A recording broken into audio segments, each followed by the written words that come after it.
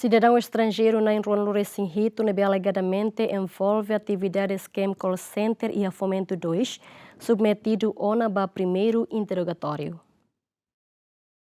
Tribunal Judicial Primeira Instância Dili, Quinta Loraikne, halo julgamento primeiro interrogatório barguido cidadão chinês na enrolo recém-rito, nebe alegadamente envolve atividades scam call center e a Fomento 2. Ministério Público acusa arguido na enrolo recém-rito o crime associação criminosa, jogo ilícito, burla informática no branqueamento capital. E haloram primeiro tribunal halo de identificação do arguido na enrolo recém-rito, no arguido na tolo magdecide hili direito colia, no ne e a sexta daderne tribunal continua quedas, rona declaração husi arguido na ida, no tribunal suspende fali ba iha parte lorcrai, onde continua rona arguido na rua selok nia declaração.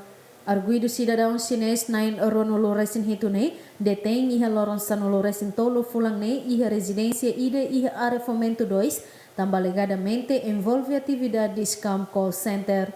Durante a operação polícia e a área Fomento, equipamos halo apreensão do objeto sira, anesan telemóvel, laptop no celular. Entre arguido na enrolo recém-rito ne, arguido na tolo russo habeas corpus ba tribunal recurso, também a autoridade policial lá apresenta mandado russo tribunal, bem halo detenção, no alega katak cidadão chinês reta na agressão e a operação policial.